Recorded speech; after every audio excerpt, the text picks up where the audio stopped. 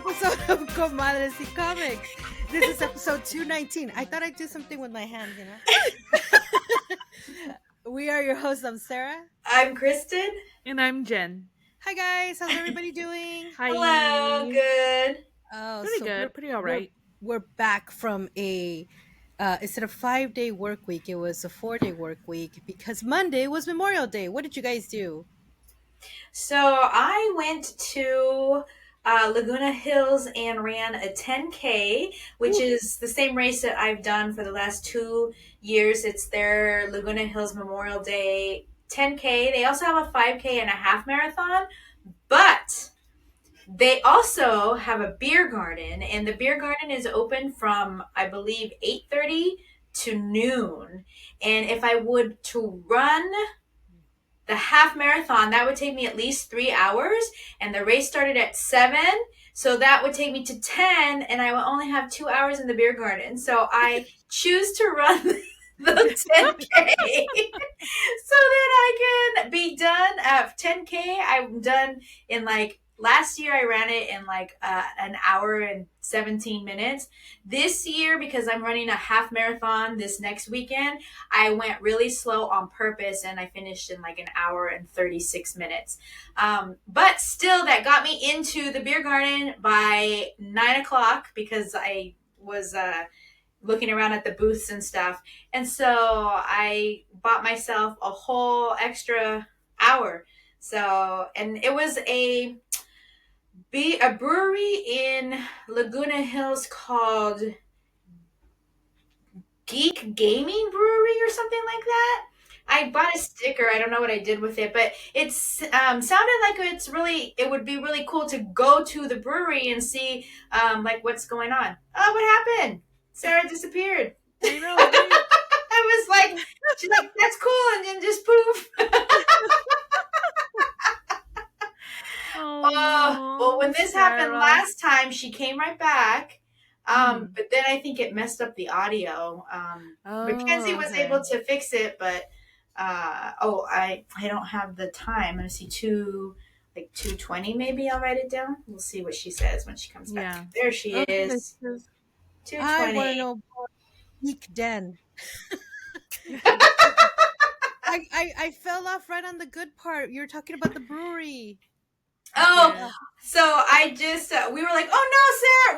The only thing we talked about while you were gone is the fact you were gone. Yeah. Technical difficulties, ladies and gentlemen. Yes. So Geek Den, that's what you said. Is that what it's called? Did you look it up? No, I didn't. I just resumed. Oh, okay. While you guys tell me what you guys did this Memorial Day, I'm gonna look it up. So that was what I did. So how about you? Sarah, what did you do? For me, I actually woke up a little late. I was with my children, Taffy and Terry. We were laying on the bed, slept about till 10, and then decided to do some gardening. So I repotted this very old pothos plant I have that's very long. But you know how what's that? While, pothos?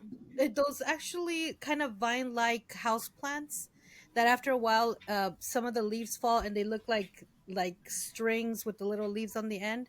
And so what I did is I repotted it and so that it looks fuller. And I also changed the soil because the soil I had was already kind of rock hard, so the water just drips down. It doesn't really get absorbed. So I did some pruning of it. I put some soil and I put some oatmeal so that it can retain more moisture and it doesn't harden the soil. So I'm going to take better care of it. I've had it forever. Actually, it was my mother's plant who she rescued. She went to go visit an aunt of ours that passed away already. And she went to see her and she saw the plant. She's like, oh, this, do you mind if I take it? And she's like, yeah, it's dying on me. And so she had it, taking care of it. And then now I have it, but I kind of neglected it for a few years, had it in the same pot. So I redid that. And I bought some stuff. I'm going to do a little tutorial on how to put cement into large plant containers with poles on them, so it could string lights, like those little Hmm, cute lights. So I want to cool. do.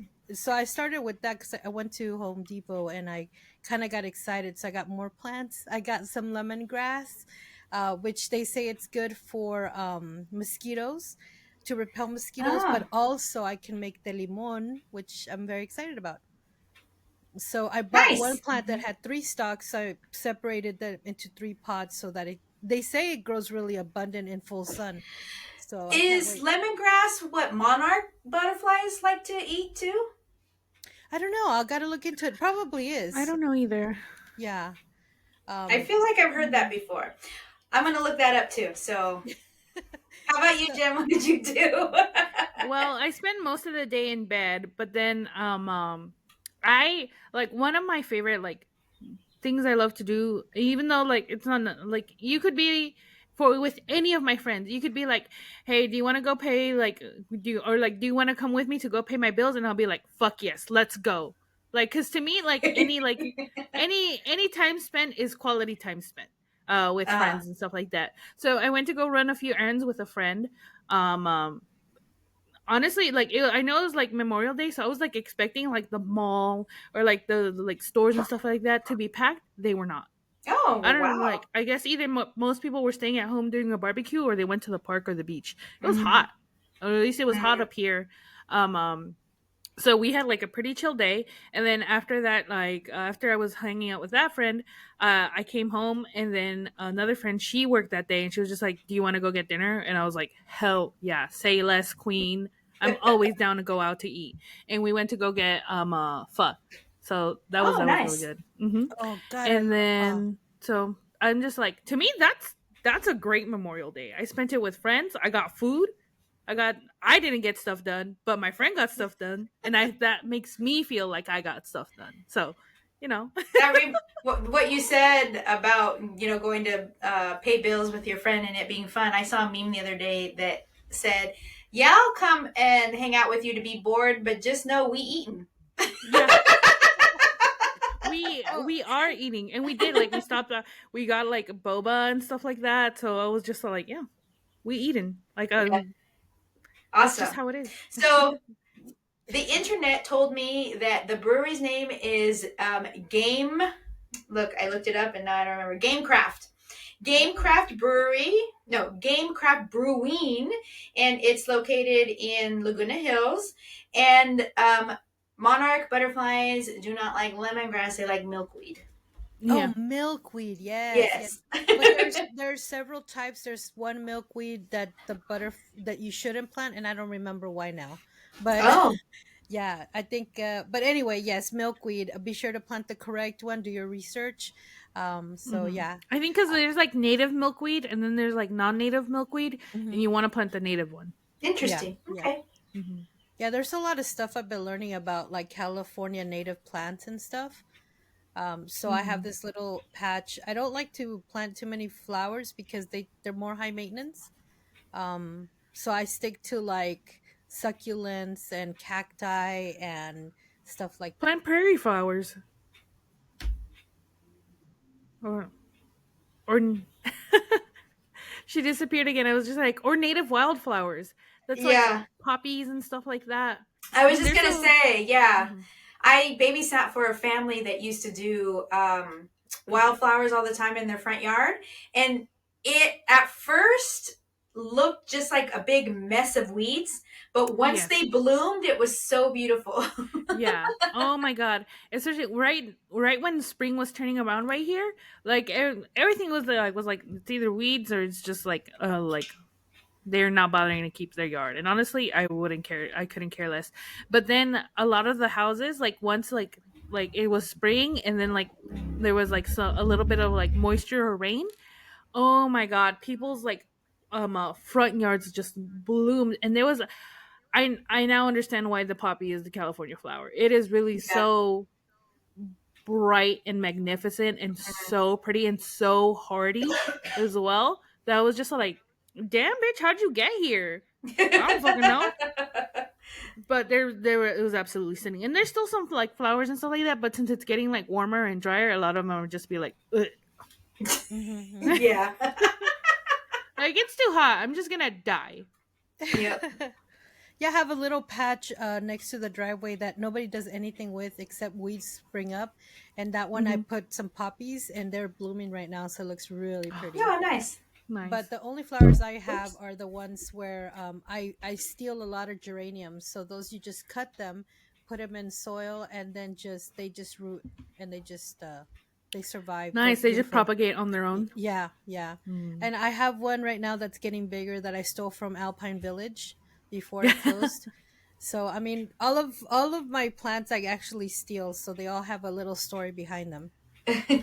That's a lot of fun, but also careful what you say because sometimes that's an actual like illegal thing. Crime. Yeah. Yeah, Well, it's an actual crime. it's just a cutting. Like nobody will know.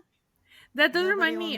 know. In Echo Park, when I was a kid, they had a lot of like lotus pods and like lotus flowers and Oh. stuff like that growing, and then just the water got so fucking filthy that they started like dying off, and then they were completely gone. And then when they remade Echo Park, there was someone who had basically like stole the seed pods, which you weren't supposed to do, but he like stole some and then he propagated them, and so he had them.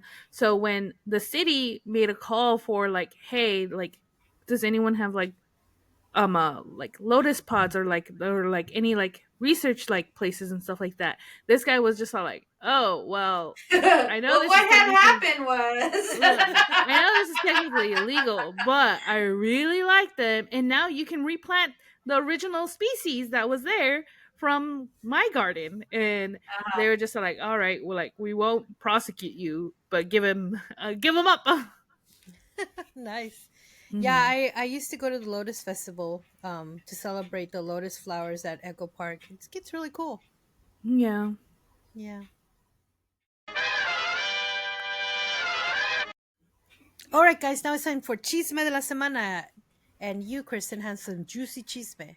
Spill the deets. So, juicy cheese, man. I don't know about that, but oh, actually, the juicy cheese, man. I'll start with the juicy cheese, man. I went as a local restaurant, brewery here just down the street, and they had a brand new happy hour menu.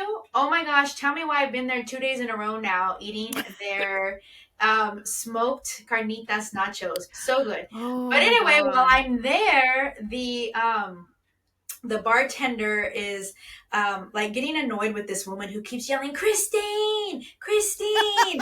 And every time she yells Christine, I look because my name's Kristen, Yeah. and people often call me Christine, Christina, Christian, everything but my name. So every time she Mhm. looks, I think she's talking to me. And I'm looking, and finally she leaves. And as soon as she leaves, the bartender starts talking cheeseman. She's like, oh, she's always in here getting too drunk, and her husband comes and gets mad at her because she can't drive home and they have to leave the car here and blah, blah, blah. And there I am eating my nachos. And then she tells the guy who is trying to pay for his bill the only reason that he's still with her is because it's too expensive to leave her. And then that guy who's paying his bill goes, I don't know about that, but I know that's my problem. And my eyes, and I'm like, oh my god!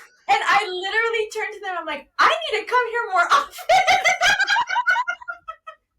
And she's like, oh girl, yeah, there's drama left and right around here. Oh my god. Oh So wow. that's the juicy cheeseman. The cheeseman Mhm. I have is that the journey of reopening a comic book store for Eddie and I is moving along. We think we found a location, but it turns out that opening a business isn't as easy as it sounds.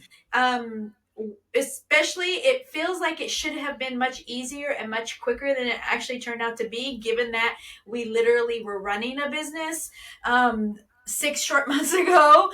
But it has taken a lot longer than what we had anticipated.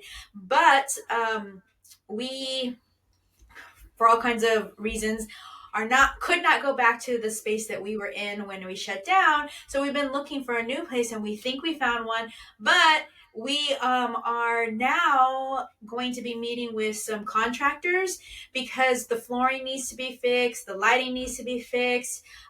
We have also to input air conditioning because this building is kind of old and so there's no air conditioning, and we have events that we do in our shop and it can be pretty hot and also stinky when lots Ooh. of gamers come in there to play. So that's all to say that if you're listening and you have been wondering what the heck is going on with Heidi Ho Comics, first of all, we don't know that we're not that we don't know. We pretty much do know that we're not going to be able to continue to use that name, which is really sad and it really hurts my heart a lot. But in my heart, whatever the shop is going to be called, it will be Heidi Ho Comics. Yeah. Always in my heart. But we are moving along. That is some good chisme for you to hold on to. We're hoping to be able to be into this spot by July with maybe a soft opening in October, using those 3 months to get all of the construction and everything done. So keep an ear and eye out for Eddie and I to start talking about more progress, tangible progress, and a date of when we are actually going to reopen. Excellent Yay. news. Also, it's so Exciting. funny, but as soon as you said hot, tell me why I got a visceral sense memory of working the freaking the magic thing, Yeah, the whatever, like when there was a pre-release. new Yeah. yeah, a pre-release. Uh Oh my god, I was really in the trenches, man. Yeah. Yeah, when you said that as well, I remembered those hot summer days in the Diamond Warehouse. Oh Not yeah. cool at all. Oh, Oh my God. Some people had a distinct, like, aged smell Ugh. of BO and drinking late nights and cigarette smoke. And it was a lot. It was a lot. It was a lot. A So, lot. really quick too, in the Chisme segment, I wanted to mention that those of you who listened to the episode previous know that Eddie's Kickstarter went live on May 29th. Was it yesterday or the 28th? The 28th, 2 days ago. And it's already funded. So, if you are listening now and you heard that previous message, know that it's funded, and you can still when this goes up, I'm sure it's still going to be live. You can still go on and you can back the Kickstarter that is for an enamel pin that says 100% human made. I think like some, I know I forgot, but it's against AI art. 100% AI free. Oh, 100% AI free. Always human made. Always human made. I was close. He came out from around the corner with an angry face. But anyway, be sure to back the Kickstarter, back his project. His art is always 100% human made, AI free. I watch him toil over his art table all the time. So, and you can go to, I think it's, what did I say? Collectors on Kickstarter.com? yes. Yes.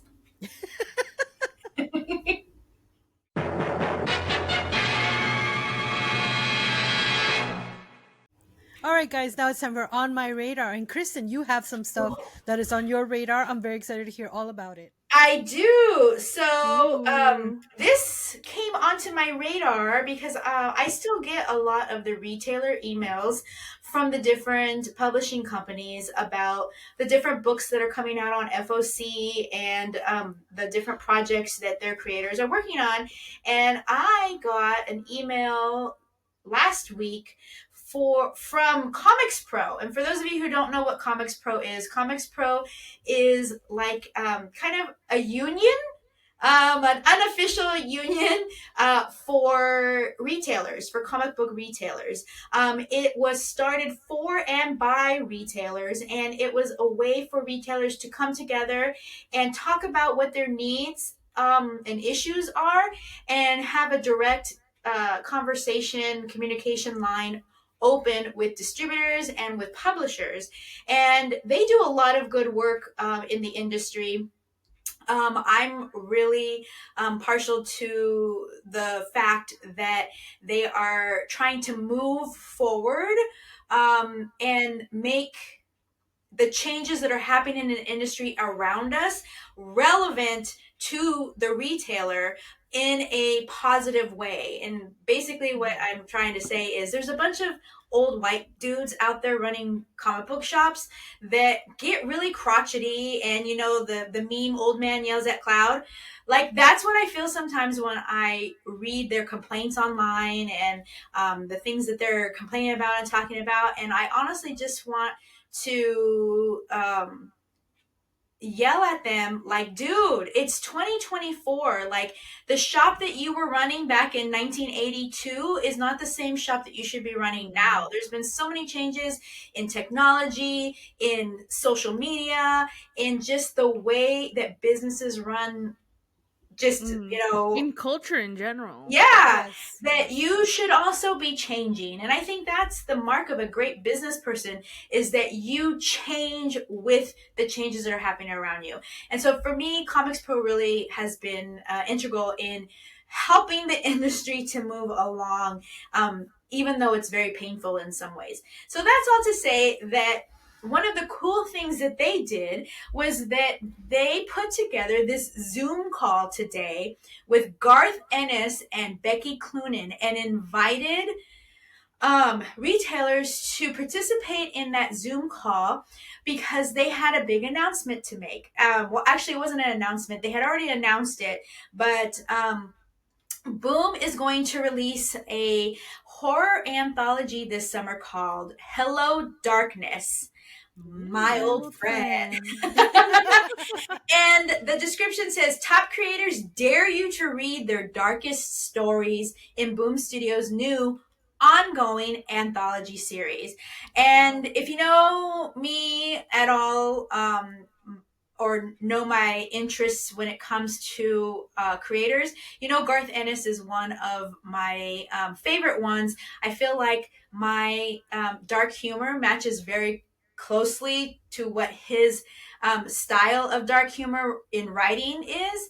And I've just really enjoyed most everything I've read of Garth Ennis, even when it isn't horror related, and things like what was his? Is it Flying Eagles? It was a aftershock book about the Tuskegee Airmen, and Oh, yeah. and that was a really, really good book as well, if you've never read it.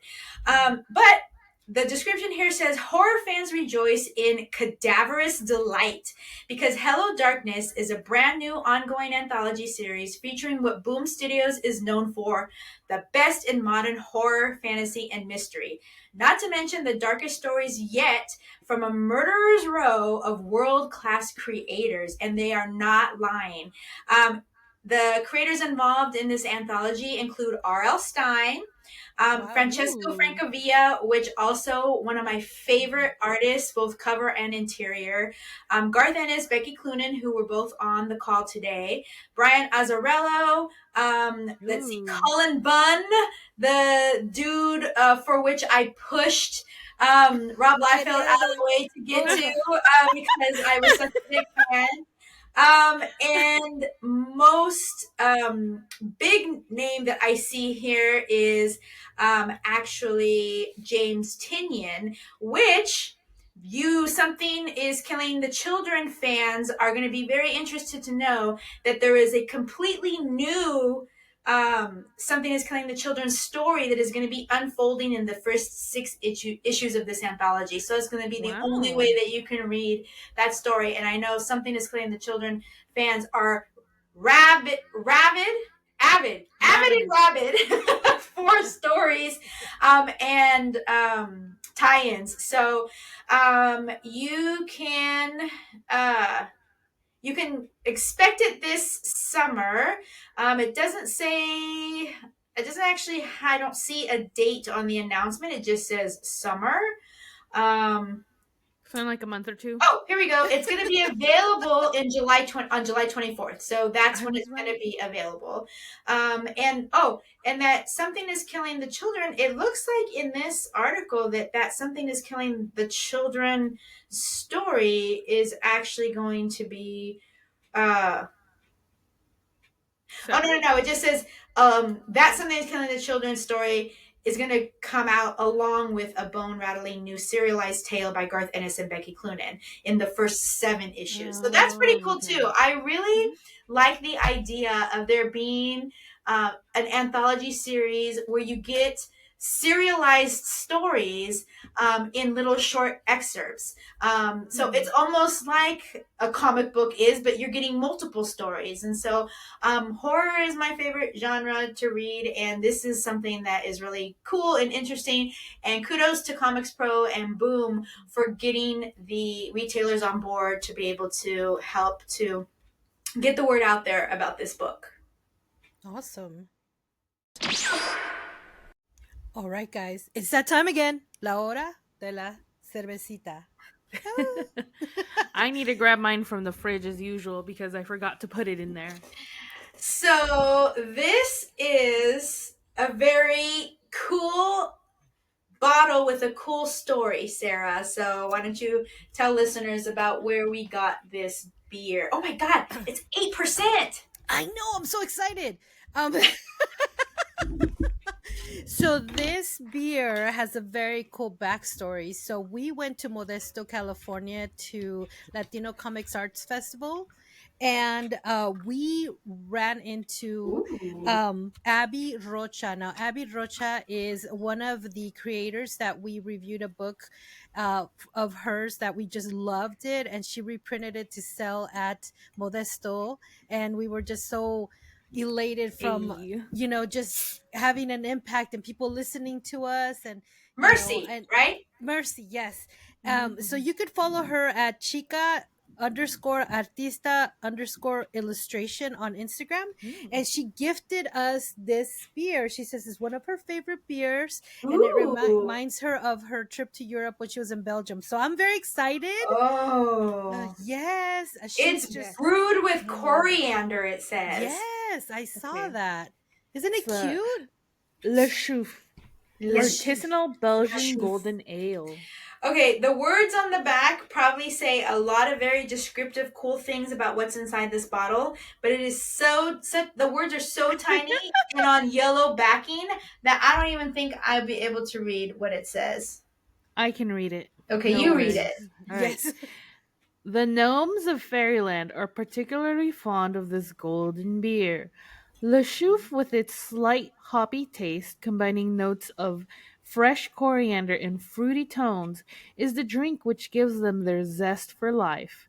At least that's what these imps say when they are thirsty. Their secret used to be jealously guarded from one generation to the next until the day they shared the recipe with humans to seal their friendship. Of all the legends from the wonderful region of the Belgian Ardennes, the tale of Le Chouffe is the one which most merits retelling. And then this is imported by Duval Mortgat, uh, someplace in New York. It is brewed by Brasserie de Chouffe, Chouffe, Belgium. Ooh, Nice. Hmm. nice. Well, thank you, Abby, for the beer. Yes, thank you. Yeah, You thank know the way to you. our hearts and souls. So I am Awesome. going to open my bottle with my cyanide and happiness bottle opener.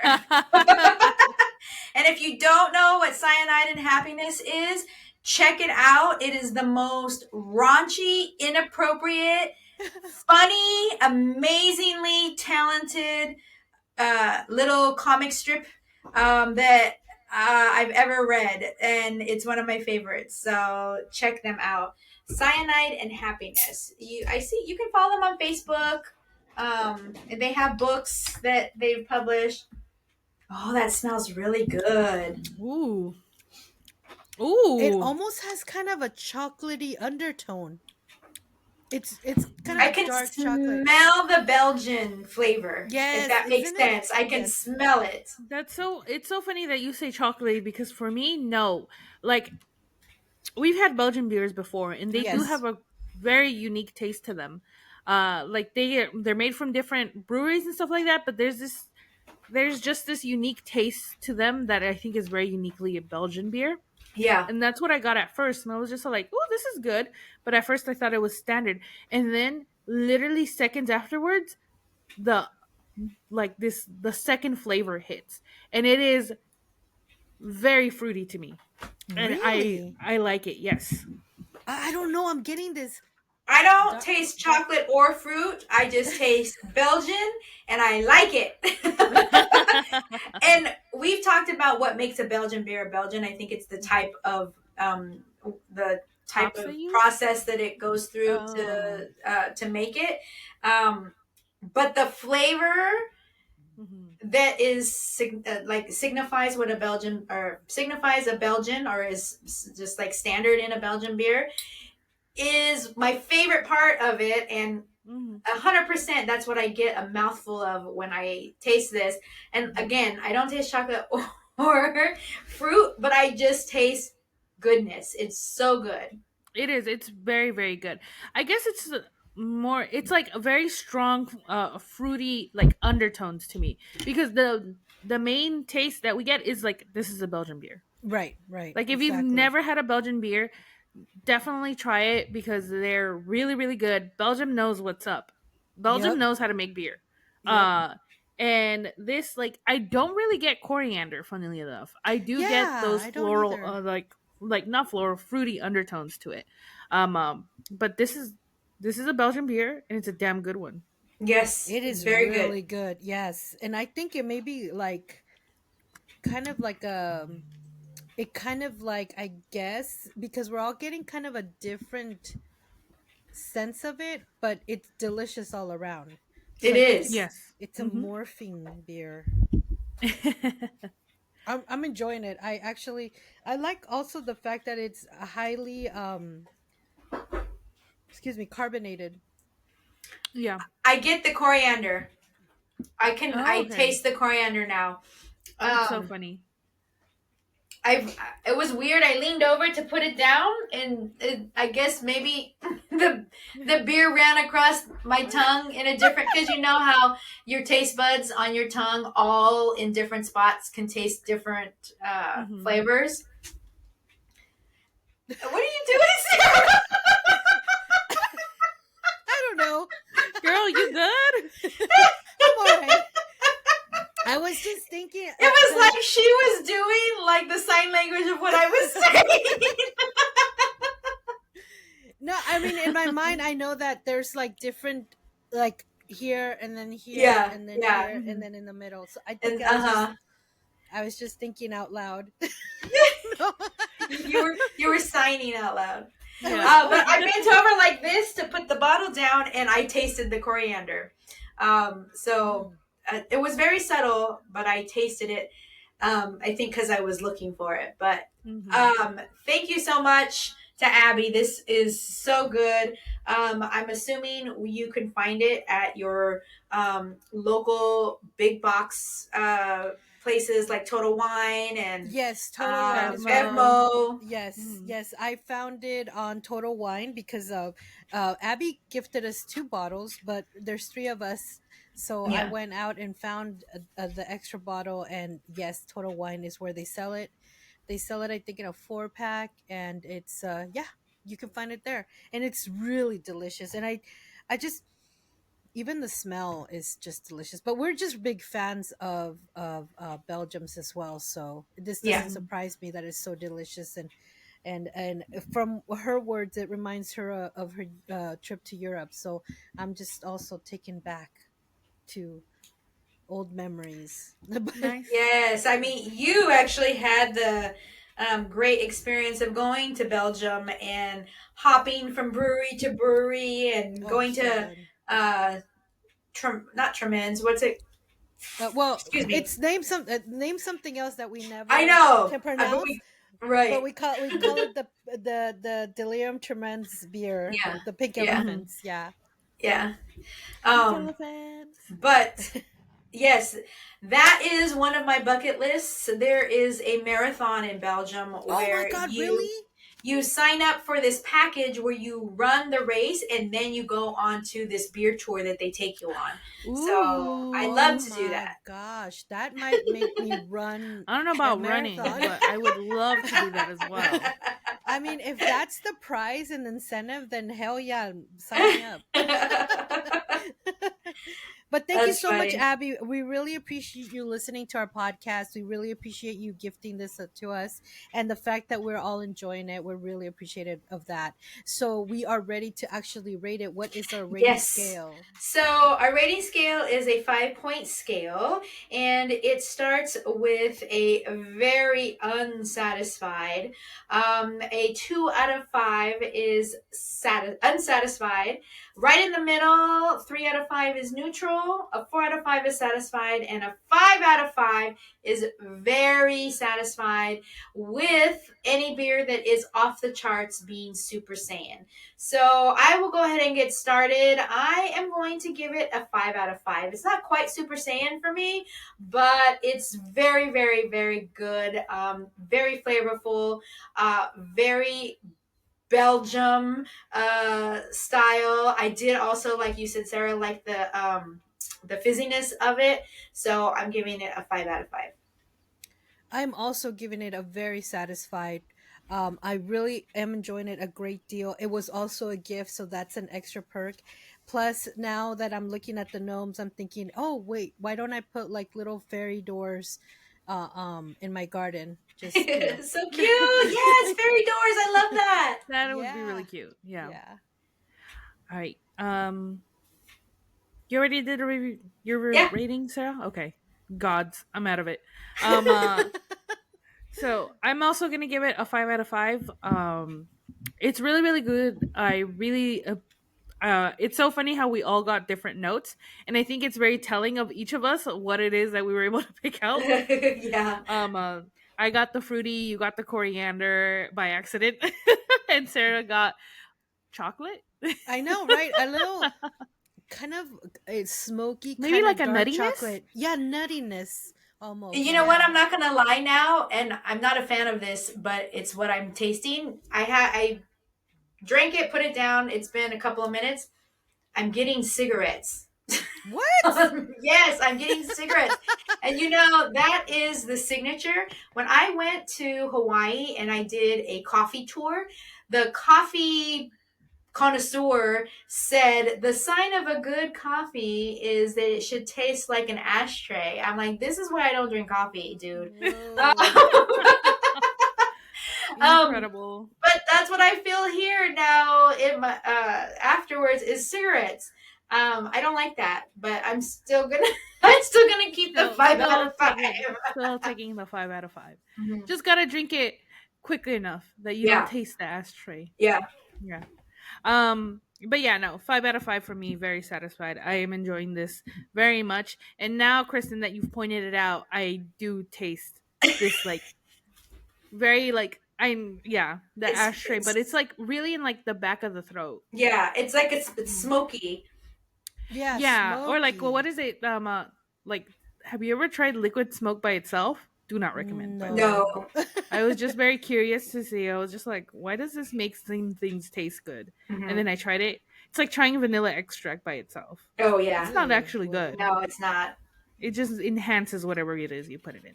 So yeah, 5 out of 5 from all of us. That was our beer review. All right, guys, it's that time. It's our book review. What are we reviewing today, ladies? So today we are reviewing Mexikid, Yay! a graphic memoir by Pedro Martin. So I'm gonna read the little synopsis that we have here in the back. So Pedro Peter Martin is a Mexikid, or a kid born in the U.S. to parents from Mexico, a kid who doesn't quite belong to either place. So he's not sure what to expect when his dad announces that the whole family, all 11 of them, will be piling into their Winnebago to drive 2,000 miles down to Mexico with a mission: bring their mysterious Mexican Revolution era abuelito home to live with them. But their grandfather has a mission of his own, and he won't leave Mexico until it's complete. This deeply personal and hilarious graphic memoir captures an unforgettable journey filled with cousins, comics, heartbreak, and newly discovered family history. It's the story of one Mexikid in search of his grito, all on the road trip of a lifetime. Just to let you guys know, this is an Eisner nominated book. It's nominated for the 2024 Eisner Awards. We still don't know if Ooh. if it's won or not, because we'll find out when Comic Con is, which Oh, is in so it was, July. yeah. Yes, yeah. So it was So like recently published. yes, Yeah. yes. Hmm. So that is all to say that Comadres y Comics have the pulse of the comic book, the great comic books out there. So many of the books Hmm. we've reviewed in the past have been nominated in 2024's Eisner Awards. So yeah, we are cool as fuck. Just letting you know. Yeah. We know we know what's up. We know what's good. Yes, yes. Eisner I Committee, hire me. yeah. Hire Actually, you. It's a volunteer position. God nice. damn it. Fine, I'll volunteer, I guess. Ah, ah, give me a little hot flash. Anyway, first of all, this creator both wrote and drew everything. Wow. And It this is book is amazing. thick. Look at that. Look at It's that. sick. And I love the artwork for it. Yeah. Yes. Hmm. This Oh is my a god. great deal. You're getting so much in this book, and it's $14.99. Holy Um, shit. I never even and looked at there this. are actually chapters in here. It's Hmm. a 10 and up book, so it's middle grade appropriate. And it's published by penguin.com in their kids imprint. So Penguin, I'm guessing Penguin Random House, that has a kid imprint that published this, and I was very, very taken by surprise at how dense it actually was. And I don't mean like Hmm. dense to understand, but there's so much story in here, and so many little intricacies of this. Summer trip that Pedro took with his family to Mexico to get his abuelito, and just so many little things that I think no matter who reads the book could probably be able to identify with and have it resonate with them. But if you specifically are Latino, I think you'll find a lot of things that you'll be able to identify with in this book. It was just like the description says, super funny at times, but also there was a part where it was very touching. And There what were did a he lot of call it? touching moments. Yeah. When he called, he was trying to think of the word bittersweet, but he said something else. Something sad. Like I can't remember what he said, but it was actually kind of funny, and he used that term multiple times during that situation. But it is a book that I would have no problem recommending to anybody to read. Oh, absolutely. I actually, while reading this, I found myself like in the pages of this book, from like the bruising that brotherly love can Hmm. can appear on your arms or legs or whatever, because you're roughhousing with your brother. I actually, my brother is 7 years younger, so I was mostly taking care of him. But my aunt, who is 3 years older than me, she Mhm. grew up with me in our household, and sometimes we would punch each other, we would bite each other, we would hug. And there were, I think, maybe 2 or 3 trips we took to Mexico in the car. So the whole thing about trying to take tapes so that you are connected to America. But for me, it was like the people that were driving were like, I'm driving, I'm going to put the music on, and they put the corridos. And actually, it was one of those trips where I was, they were playing a lot of corridos, like a lot of Tigres del Norte and stuff like that, that I got to appreciate and really listen to the lyrics. And I actually became a fan of corridos. And I'm like, oh my God, la mujer, la del carro rojo. And I'm like, what happened to her? And like, because it's these stories, Mhm. and it's true, like mom always, and yeah, for sure, there is a story about bananas where, like, when you're hungry, your Latina mom always gives you a banana because it's filling. You take a banana, you're like no longer hungry, and you don't Mhm. request to buy food because you ate the banana, but you grow to hate the banana because it's so readily available.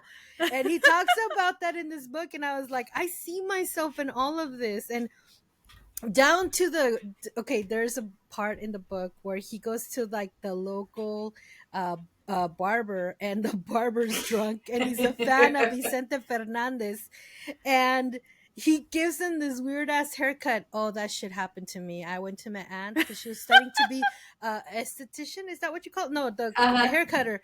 And Yeah. they're Mhm. like, A oh, beautician or tu whatever. beautician, tu tía corta pelo. Okay, your aunt cuts hair. Okay, well, okay, I need a haircut.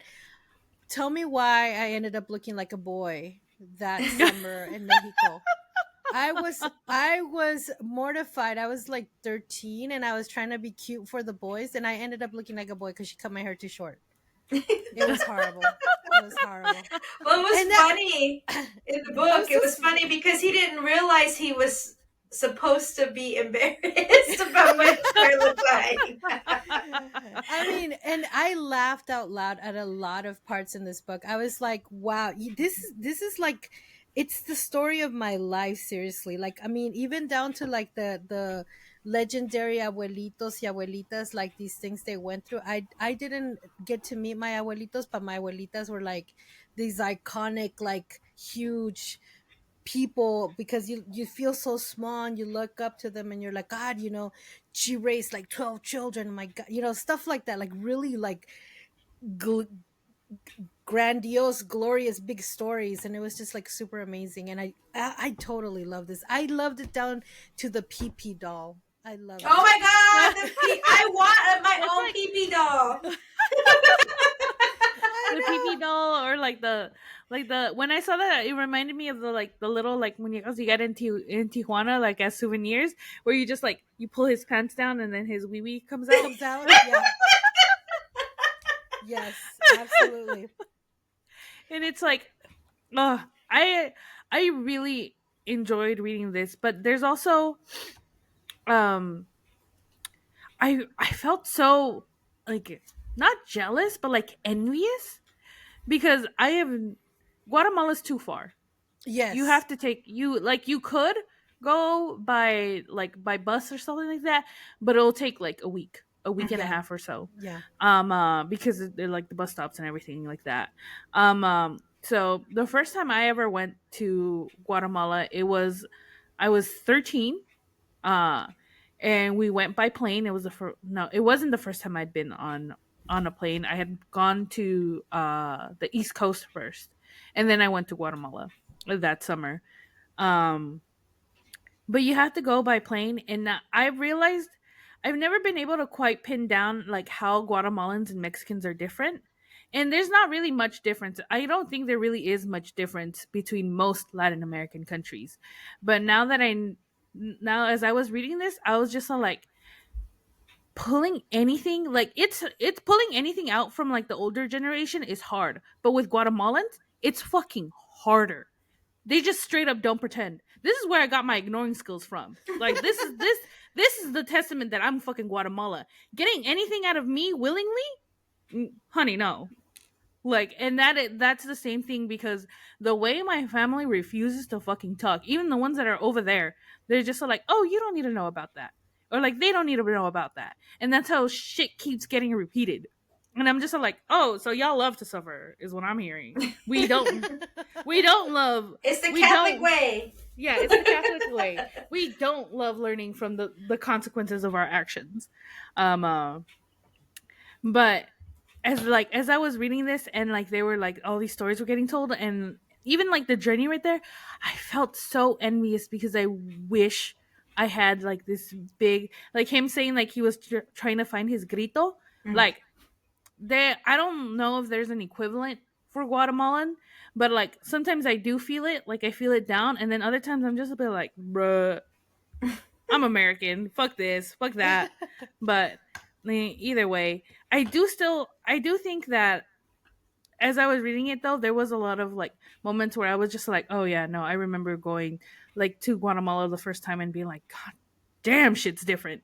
Um, Mm-hmm. uh, and I think, or like even like finding out like old family history, because there is some stuff that sometimes they're willing to tell, and just how you're like, damn, like that happened to my family, like Hmm. that occurred, and we're all here, or just realizing the sheer size of the family as well. Because in the back matter for this too, when he says about like when they post pictures and stuff like Hmm. that, Oh yes. uh when he said that his apparently his grandfather lived to be 107 years old, Yeah. and by the Yes. And time he passed, he had 53 grandkids, 161.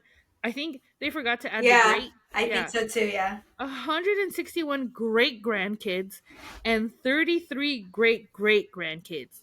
Like, god damn. yeah, and Like, there I was an know. article in the newspaper that we see a picture of where it's a centurion man still working in the fields, Hmm. the strawberry Hmm. fields. And Mm-hmm. what was ironic is like he didn't even like He didn't strawberries. like strawberry. He just No, he like didn't like working out. strawberries. He just Uh like huh. working out on the fields with his son, which I thought was really just beautiful. Yeah. Yeah. And it's, I think that's such a, I think it's such a, like a Mexican American experience, especially people who have like actual like Mexican Americans who have been here for generations, like working the fields. It's like, I think for a lot of like either recent immigrants, it's either the fields or like the city. And my parents chose the city. So a lot of like the stuff that gets compared and stuff like that, I'm like I understand it, but I it's separate from me because I grew up with my parents working in the city, so that meant Hmm. Hmm. factories, sweatshops, stuff like that. Um, um but even then there's this relatability to it that I was just like, no, yeah, I get it. This is such a I great thought relatable book. I thought a Hmm. lot about the stories that you used to tell me about your visits to Guatemala when Pedro was um, describing how they had to go get buckets of water to Yes. Yes. put into the container so that they could take baths or showers. Yes. And his reaction and response reminded me of when you used to be like, "I have to crawl under here to go to the bathroom." Yeah, or to like take a bath, because it's not like there's like no running water for a shower. You Hmm. have to like get the water from either the oh god, what is it called? Se me Pozo? va la palabra. Pozo? Um hmm? Yeah, for like Pozo? from a well, from a pozo, Yeah, but pozo, there's yeah. also like there's this like, I guess what would be like a sink, Mm-hmm. but I forget the word in Spanish right now. Oh my god. Lavadero? No, in Guatemala it's called something else. Oh, okay. But either way, like you have to get it from there, or you have to get it like straight from the well, and then haul it back up, Hmm. boil it if you want hot water, and then in Yep. Guatemala there's the temazcal, which is where they like take baths, but also way back in the day, apparently it's where my mom gave birth. Oh shit. So Oh yeah, wow! it's where my mom What? gave birth, and her mother gave birth, and her like grandmother and great mother, like that was the birthing plot. And I remember when she told me that, I'm just all like, What? have you how do you clean inside I was here? gonna say, And did she you was clean just it? I was just like, you're telling me there could be like hundreds of year old umbilical juice in here? What? Yeah. Wow. Hmm. Oh For my sure. gosh, Yeah, but that's funny. there's something like powerful in knowing like, oh, like my family has been Hmm. here Hmm. for generations, and in and of itself it depends on how much you believe. And like my belief is like pretty but there's moments where I'm like, yo, I be feeling something here. I don't know if it's good or bad, but it's something. um uh, and you get a, like you get a, but I guess there's something with like the way the family moves and just a place that's so familiar that some of the familiarity rubs off on you and you end up just either falling in love with the land or resenting it for you not being able to be a part of it. And for Yeah. me, it was always like I mostly loved it, but there was also a little bit of like not resentment, but like, what if? What would my life have been if I had stayed there? And the answer is probably not good. But there could also be the possibility of like I could have been the same, in I could have been the same in a community that's very very different, and how well would I have fared in it? And I don't know. There's like this realization of the possibilities and like missed opportunities, but also of the advantages Hmm. that you got because your parents decided to leave. Yeah. Hmm. Yeah. I really enjoyed the part of character and story development that you brought up, Jen, about how Pedro was at first like, he didn't want to go. He's like, why do I have to go? I don't even know my grandfather that well. We only go, Hmm. every so often. And he was a little bit apprehensive and almost kind of like scared because Hmm. his grandfather was just like this. And I remember I used to feel that way about my grandfather too when I was younger. He was just like this mysterious older man that had this like very stoic demeanor and never really said much. And when he did, he always seemed very like stern and like almost angry. um, but for Pedro, um, he is in his family what he doesn't use this term, but what I see as like kind of like the black sheep, as far as he himself puts that on himself. And I Hmm. think his siblings also kind of like pick on him, because he feels like he doesn't have any special skill. Like each of his siblings, he feels have much more interesting things that they are good at. But it turns out that Pedro is a lover of comic books and Hmm. drawing, and I really appreciated the storyline. Oh, and of superheroes. The part of the story where he actually identifies super heroism within his family and also within himself towards the end. And I Hmm. really liked that kind of like parallel and connection that the writer made, because it was really cool to see Pedro like hear the stories of his family and of his grandfather and everything that they went through, and have that, like, you could almost see the light bulb turn on in the pages of where he's like, damn, my family has been through a lot. Hmm. um and the term I was looking for that he used instead of bittersweet was sadder sweet. I Yeah. thought that was very endearing, that he used that term for something that happens in the book that I don't want to spoil. But Hmm. it is a really, really good. This book is a really good. I think it does a really good job of. Really, like Mexikid, he talks about what a Mexikid is to him, and you hear that term a lot, that people, either first or second generation children of immigrants, who feel like they don't belong in either place. They're Ni too de aquí ni de Mexican allá. here, yeah, ni de aquí, ni de allá. They're too Mexican or Latino for here, but not Latino enough for back Mexican home in the enough. motherland.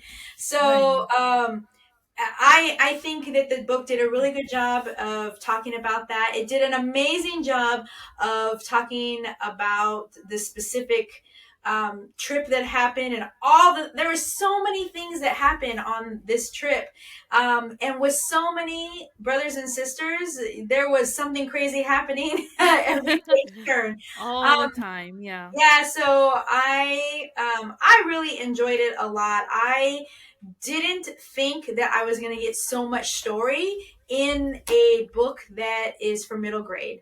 Honestly, like, the Yeah. story is so well developed. And honestly, if you are interested in reading more about Pedro and his life, this story actually started out as a webcomic, and in the back Oh. matter, Oh. Pedro Martin, the writer, talks about how his webcomic has been out for decades. It's one of the earliest webcomics that was up on the internet back in the beginning of the internet.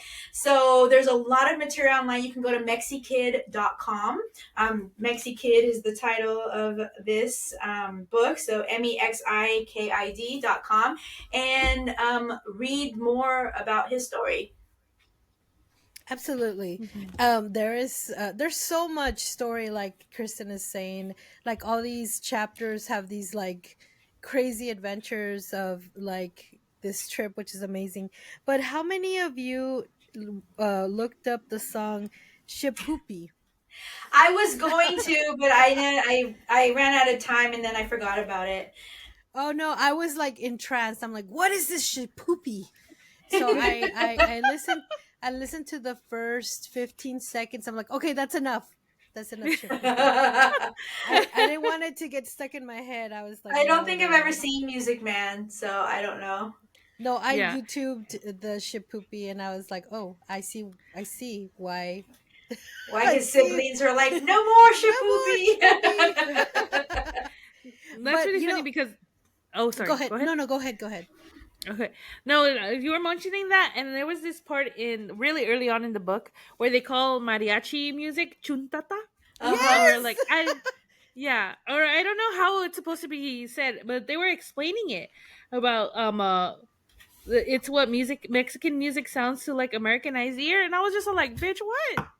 Like I love mariachi music, and I did grow up with it because I grew up in a very heavily like Mexican Salvadorian neighborhood in South Central LA. um Mariachi music has never sounded like that to me. uh and like I was like, and like I was trying to like, and they Could have it like the be? lines Could of it? Cielito Lindo on there too, and I was just like, how are you hearing this from Cielito Lindo? Like, Dun, what do you dun, mean dun. this is how a guitar sounds like? I don't think you've been listening right. You've been listening right. Do you think it's like a ranchera music thing? Because when I was in high school, we call banda was really big. So when we were in Hmm. high school, we call it ton ton tonch music. Hmm. Ton ton tonch. Ton ton tonch, ton ton tonch, ton ton tonch. Yeah. That's Oh, I funny. can. Well, you were repeating it like that. I'm like, oh, I can hear it, but I'm like trying to hear chuntanta, and I'm like, I don't know. I'm like, and I'm trying to like remember like cause Cielito Lindo is one of my favorite fucking songs. Um, but I'm just like unos negritos. No, I don't hear it. I don't know what the fuck he was talking about. Or like even like when I guess like marimba music to me, like I love marimba music too, and I listen to it. But a lot of them start off like tan tan tan to me. So, but that makes I guess I have no idea. I did not So, grow up with anybody in my family listening to any of that music. My grandmother liked big band music. uh-huh. But she did like mariachis, and she would always pay them to. The only one that I knew that she would ask for over and over again is the one everyone wants to listen to is Volver, Volver. And Oh yeah. so I know that song, but it's the only one. Volver. It's the only one. Sometimes when I'm at restaurants and I'll hear the music, I'll listen and I'll be like, "Oh, and now she's saying, 'Why did you break my heart?' and so dramatic." And there's honestly though, I probably would enjoy it if I sat down and listened to the lyrics, because there's what's his name, Enrique Iglesias had a song that came out, and I liked it so much I bought the CD, and it was all in Spanish, and it had the words, and I would read the words and listen to the music, and honestly it's true that everything is so freaking much more dramatic in Spanish. Yeah. Oh, No. And the What love absolutely. is it? songs are so much more passionate and like Yeah. emotional. I No. think the one that I know, like Hero or Edway. Oh my god. It was uh-huh. just like I would hear it in Spanish and I would break out into tears. Yeah, Like yeah, I'm just like, oh my god. And then hearing the English one, I'm just like, it's nice. yeah, yeah. It's all right. Yeah. It's I all want to right, I talk a guess. little bit about the artwork. You get this like stylized throughout the book, which Yeah. is really great. I love the color scheme and everything. But then when he talks about the stories about his grandfather, it almost looks like revistas Uh-huh, in uh-huh. Mexico, Yeah. like Hmm. the Yeah. kind of newsprint, kind of like little dots. What do you call the little dot art? I forgot. Um uh, Pixelation. Yeah, uh-huh. Yeah, you yeah. get that art, and then when he's telling another type of story, he goes and he has more of a kind of a more of a series, kind of like sepia Mhm. artwork, which I thought the the use of the different artwork within the story is also very impactful to telling to el desarrollo, the development of this story and how he wants it to impact the reader. I just thought this was just really amazingly told. I can go on and on. I actually have stories about when I used to go to Tijuana and when we were stopped by los federales when we were on our little caravan to Mexico, and how they wanted their mordida, their bite, or their, what do they call when you give cops money? Um, A the bribe? mordida, the bribe. Yes, the bribe. Yeah. Mordida equals bribe. Um, Mhm. so all that stuff I identified with the story. The fact that he would park his car really far from el mercado so nobody would steal it. I mean, all Yeah. these little things, like even taking all these like the stuff for the poor people, quote unquote poor people, but I honestly Mhm. now as I grow older I think they're richer than us because they're living off the land and living carefree, not like us that are just like 9 to 5 kind of crap. I'm sorry, But I want heated water for my shower. I Yeah. mean now As much as things look, as have much as I changed. love Guatemala, I love running water a lot too. But you know what? One of the things I when people when I because I haven't gone to Mexico in quite some time, but when I go to Nicaragua with my husband, they're like, "What do you love about here?" And I'm like, "I love your water." And they're like, "What are you talking about?" And I go, "It feels different. Their water comes from the volcano and it's full of sulfur because of the volcano, and Uh, Yeah. it's fresh and it's different. It's not hard water. It hits different. My hair is different. It's crazy. Even my You skin could feels just go to funny. Hanford and drink sulfur water there. Okay. And yes, my hair is softer and much more nicer when I go there and wash my hair. See, it's the I little did notice things. that, but I also noticed the smell. Yeah. Yes, See. yes, of course, yeah, You can find a lot of those things somewhere in California. yes, Yeah. yes. Whenever So, whenever I go visit my friend Ruth in what is it? Oh god, where does she live? She lives up in the mountains and stuff like that. What is it? Murphy? Murphy? Yeah, Mm. Murphy, California. Yeah. And like where she lives, she's like it's like the nearest town is like Murphy, California, but she lives somewhere else where she Okay. has to like go to like a post office to get her mail. Yeah. wow. And she has to like put her trash where in like the bare things so that they Yeah. don't get into them. Yeah. Yeah. Wow. Whenever I go visit her, it's like I'm like, wow, where am I? Guatemala? Some people Yeah. are cut out for that. I am not one of them. I'm not one of them either. I love to go visit. I Yeah. really do. I Yeah. love going. I I can like appreciate a visit, but I don't think I could live there. yeah. I I don't think I could do more than 2-3 weeks now. Yeah. Yeah. We used to Frank and I used to go to this place in Northern California. I think it's Springfield, and we rent it's an Airbnb. It's a bed with a roof and no walls, and then You told us, yeah. you can take a bath, not a bath, but like I guess a shower or a cubetazos at the Tule River as your shower or your bathing. I loved And you it. have to use special shampoo or no shampoo at all because you No, don't want yeah, to. you don't want to contaminate. Yeah, Yeah. so they actually at the Airbnb they provide the natural soap for you guys Oh, to. nice. Okay, Yeah, cool. because they're really You big know, on aesthetically, preserving. I can see it. I can see the vision. Pragmatically, Right. Being there. being there, excuse me, I would like a shower stall with hot water.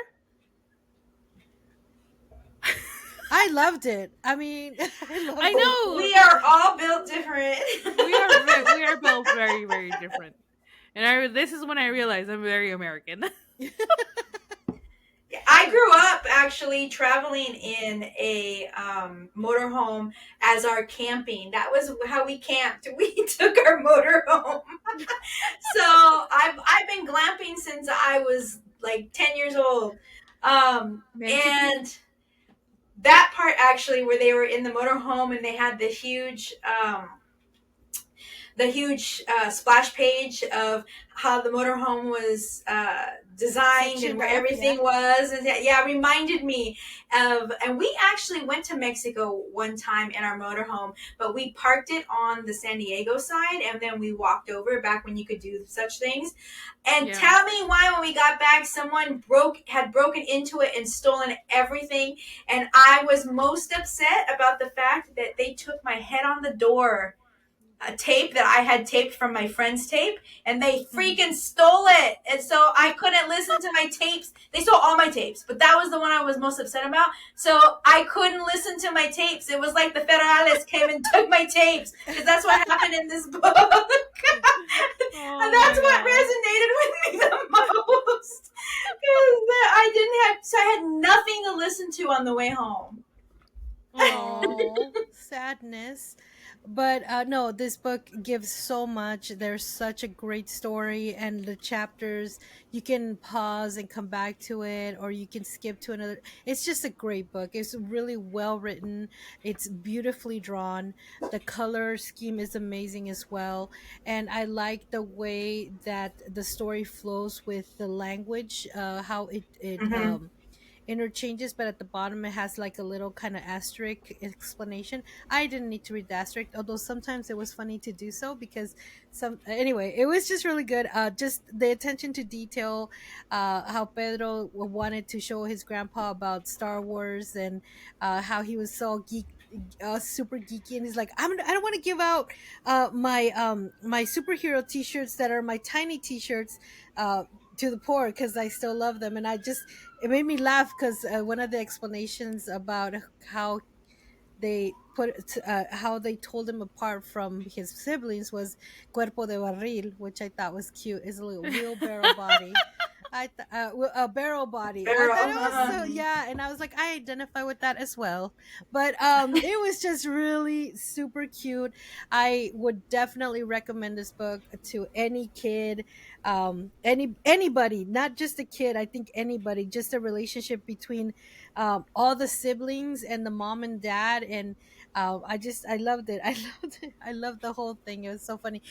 I mean, everything resonated with me, including the courtship at La Plaza in the small town. Yeah. It was just all around great. I feel like he went on a trip to Mexico with me, and I just love reading the heck out of it. So I think we're ready. Do you guys want to say anything else? Are Yep. we ready to rate it? Nope, we're ready I to think rate it. we're ready to rate it. What is our rating scale, Kristen? So our rating scale is on a scale of 1 to 3 conchas, because 3 conchas is the most conchas that Jen's mom ever let her eat in one sitting. So that was the best. But if our book is so amazing that it doesn't fit on the scale, we generally come up with our own rating. And I will start with the review rating and give it the whole panaderia. Actually, 3 conchas, an extra large puerquito, and a box of Pop Rocks.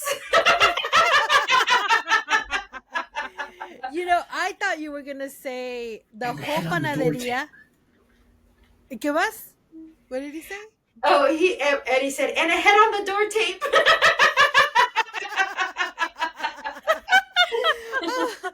Well, I thought you were gonna say the whole panaderia. This is my rating. The whole panaderia, the whole entire thing, including a big glass of licuado Oh.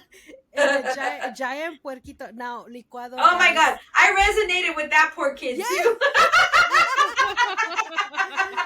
I don't want to ruin it, but the kids that were born in Mexico are called, what are they called? The non-hospital kids?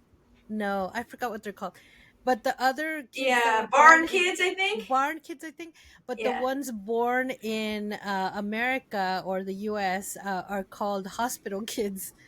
So, So so describing where each were born, Oh yes. my god. and because his older siblings were born in a barn, but meaning they were from Mexico originally, they were able to build up a tolerance for raw milk. And Yeah. in Mexico, licuados are made with raw milk. It's not Yeah. pasteurized. And Yeah. so there is a scene where everybody in the family wants to get licuados, and they're all stopped except for one. And that's the kid that I resonated with. Yes, absolutely. So totally a big glass of licuado, strawberry licuado. What about All you, right. Jen? I'm gonna give it the tres conchas, the entire panaderia. Honestly, there was so much food in this. Like I Oh my know. god, yes. but And when he That talked about media, the birria, oh right? my Oh god. my god, yes. like In the I trash felt the can? birria one in my soul. Like Yes. I just like I hate it. Like I know like people call birria that's made the res birria. I'm just like I'm sorry, that's not birria. That's barbacoa. Like Yeah, give me real birria. true. Anytime Yeah, I say birria, I'm not talking about beef. I yeah. am talking about lamb, That's what I goat. assume media is, and that's why I never eat it.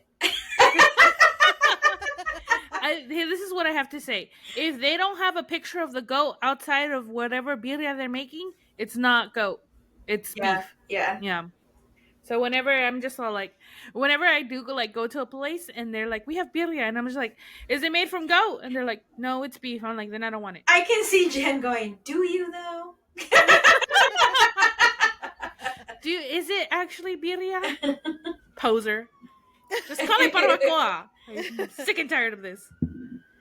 Oh yeah, no. This book had me laughing so much, down to the Kmart references, down to that Mm, little picture where they all went to el mercado and bought like luchador masks, and they were all sitting there with their like masks and all their shit. yes. Oh, it was just such an endearing book. I I really also, highly I recommend honestly it. want to buy those masks every time I go down to Plaza Olvera.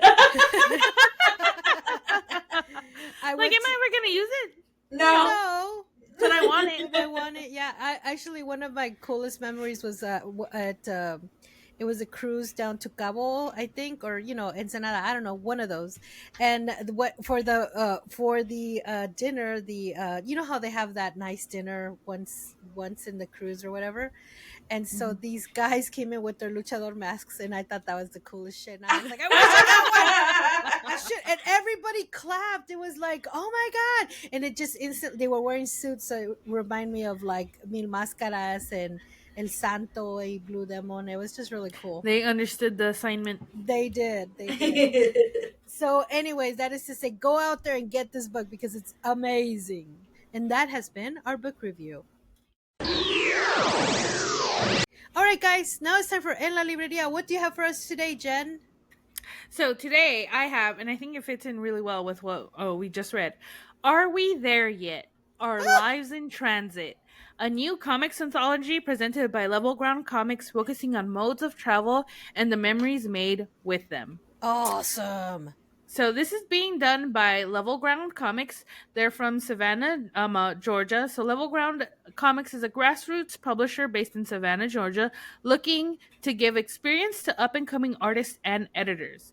And they have had six projects, including this one, that have been four of them have been successfully kickstarted, and this is their most current one. So about the anthology. And I'm just reading from the synopsis they have on here on their campaign page. How do we get from one place to another? Whether you take a train, a bus, a car, we all find different ways to reach our destination.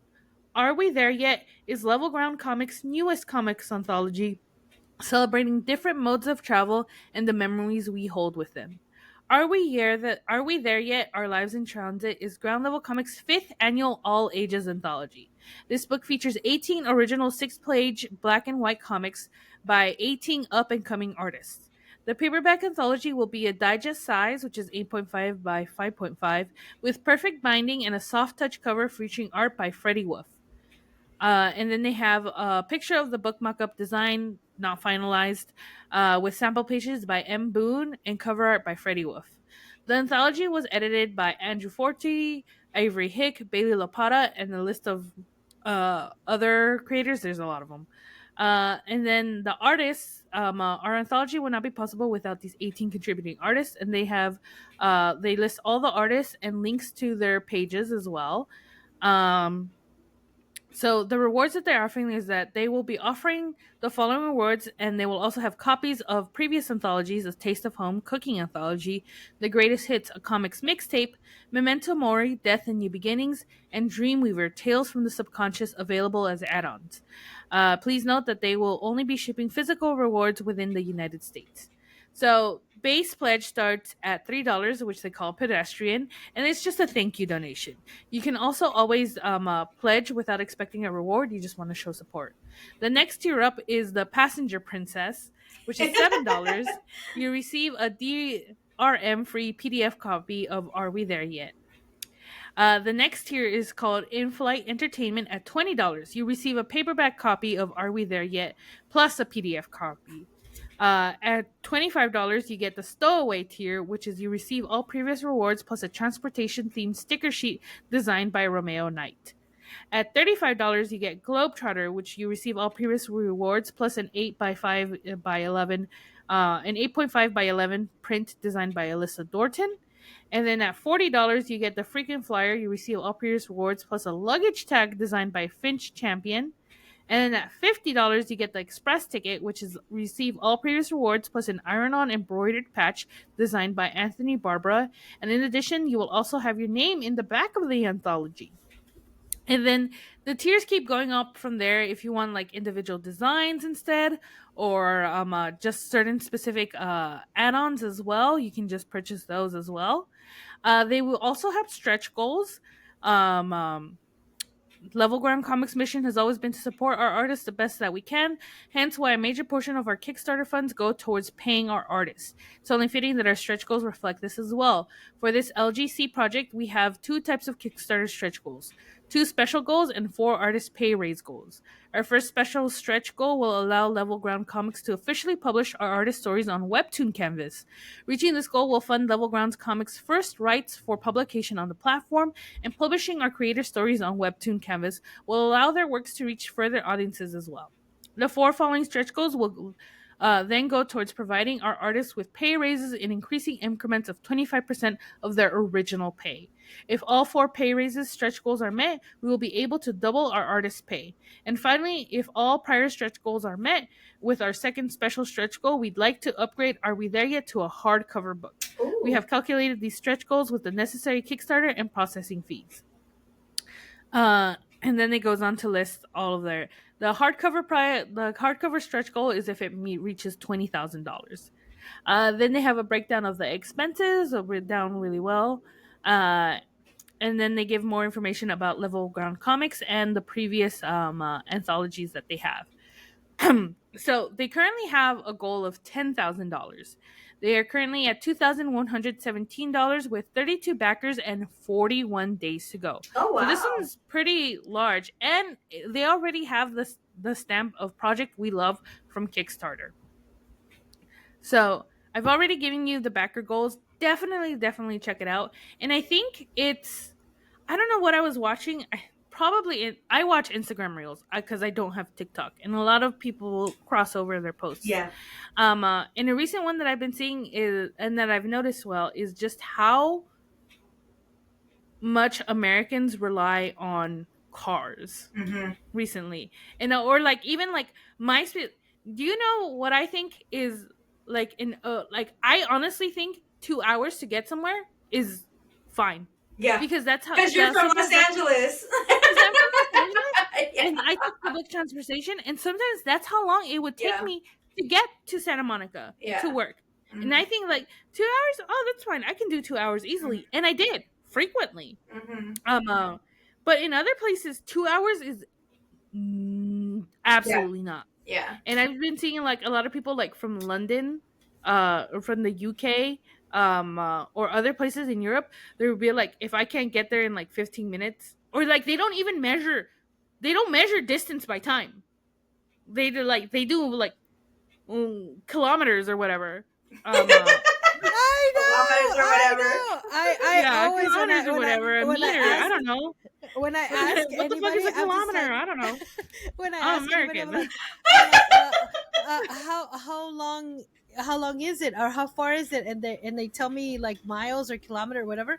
I'm like, no, I'm like, tell me no, in time. Tell me tell in Yeah. me in time. time. That's how I That's measure it. funny. Yeah, Yeah. it's how we measure because we have to, because it makes no sense anywhere else that it takes 2 hours to go 20 miles. You see, like that 20 miles literally means nothing to me. Yeah. I don't like, I'm saying like, what the fuck is a kilometer? What the fuck is a mile? I don't understand what a mile is. I don't Like, know her.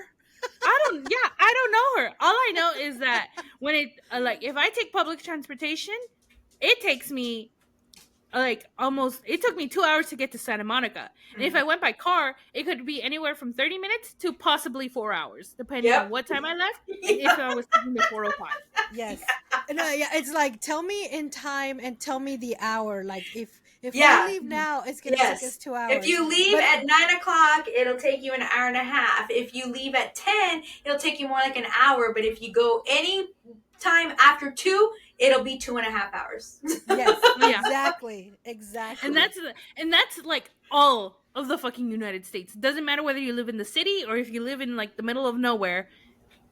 You measure distance by time, and Yep. it does not matter how far away it is. If you like 30 minutes, like 30, sometimes if I was lucky, it would take 50 minutes to get from where lived in Southern California to Santa Monica, and that was like the best time.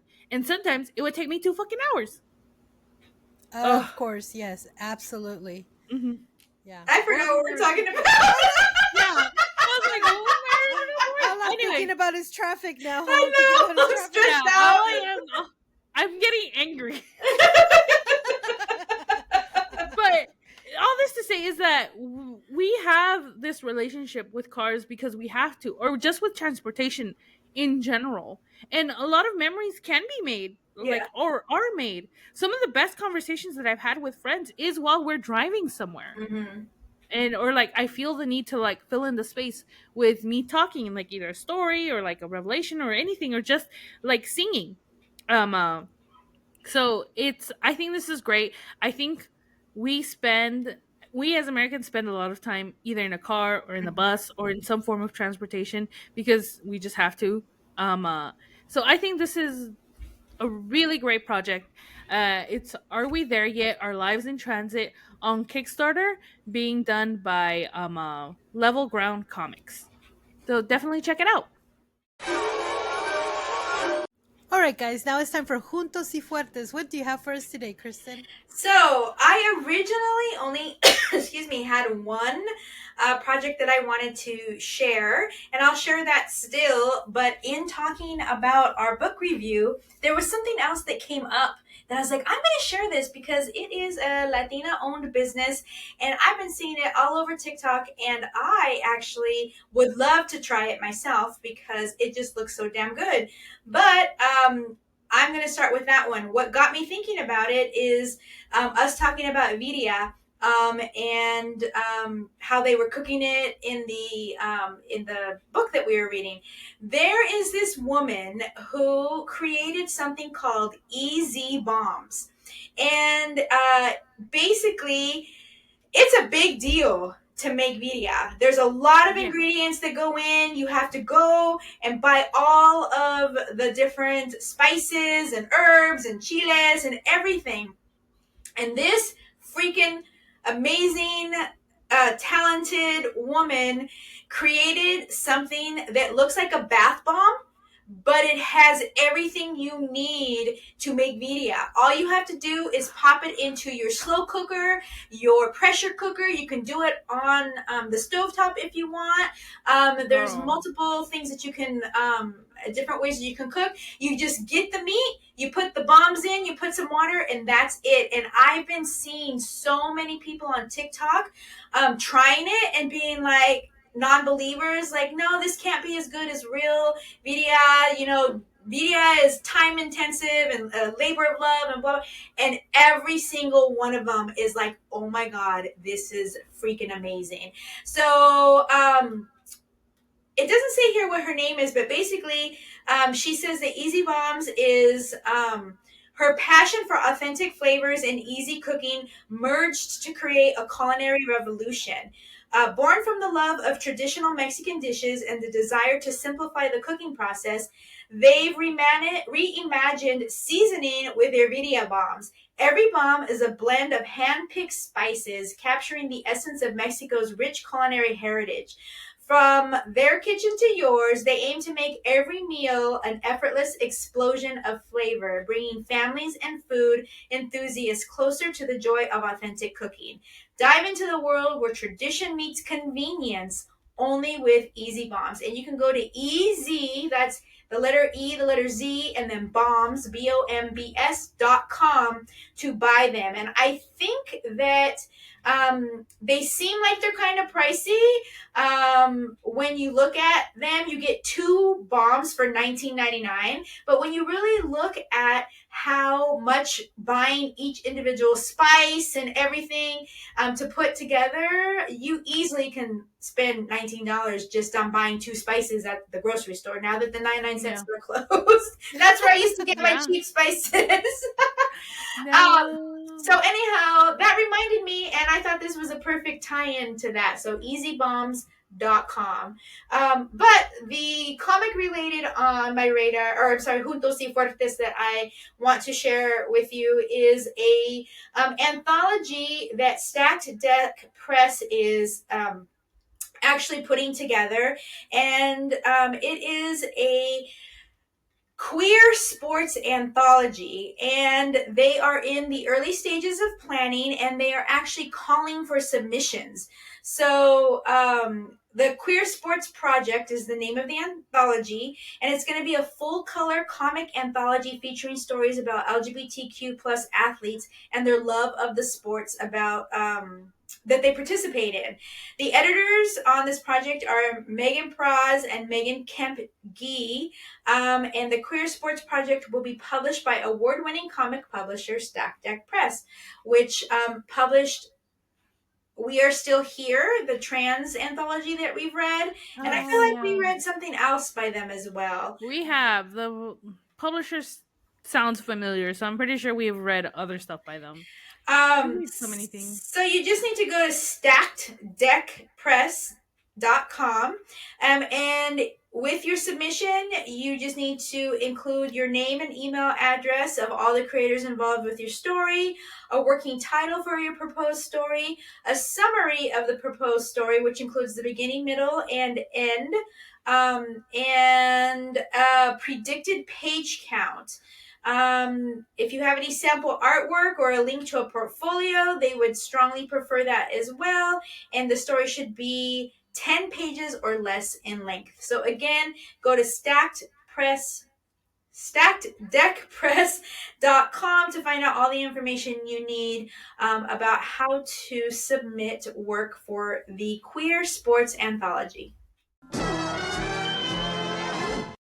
All right, guys, now it's time for saludos. And saludos goes out today to Irene Flores. She has an Etsy shop called beanclamshop.com. That's bean como frijol, BEAN, clam like in clams, CLAM shop.com, and also you can follow them on Instagram at bean clam. So Kristen, tell us a little bit about what Irene Flores has on her Etsy shop. So in her Etsy shop, she has a lot of fan art for different uh, comics and also manga. She has I see Avengers on here. She has a lot of manga characters that I have no idea who they are. But there are some on here. It actually was on her Instagram that I saw it. She had a Death and Dream sketch that Yes, was I saw that. amazing. Super So cool. yeah, it was really cool. But in her Etsy store, there's a lot of keychains and stickers. There are some like there's Final Fantasy, Sons of Sparta. I don't know what any of these are, but I don't know what FFXV is either, but there's a whole bunch of that stuff here. Final Fantasy 15. There you go. And this is just all of her fan art in either a button or a keychain. There are some sketches on here, but she's super, super talented. And we met her at WonderCon, I believe. Because I have a whole bunch of cards here, and I think that's where we got them from. So it says, "Get your nerd on: buttons, charms, comics, and cute things." Oh, she actually is from Central California in San Luis Obispo. Oh. Awesome. So saludos to you. All right, guys. Now it's that time again. The end of our episode. Where can they find us? You can find us at our very own website, comadresycomics.com, where you can find links to all of our social media. And also, don't forget, we are on YouTube now, where you can actually see us with your very own two eyes. And if you're just listening on a podcast, you can still do that as well. But if you tend to enjoy watching your podcast, you can go to the Comadresy Comics podcast YouTube and follow us there and watch us. And you can also go back and look and listen to some of our older YouTube recordings, which was our Las Platicas show, which was an ancillary show that we do. It is an ancillary show that we do where we interview creators and also other people involved in the industry. So check us out on YouTube and like and subscribe. Absolutely. So thank you guys so much for listening. Thank you so much for watching. Thank you for sharing. Thank you for just being here and sharing your time with us. We really appreciate you. We wouldn't be here without you. Many, many thanks. Thank you so much. We have been your hosts. I'm Sarah. I'm Kristen. And I'm Jen. Bye, guys. Bye. Bye.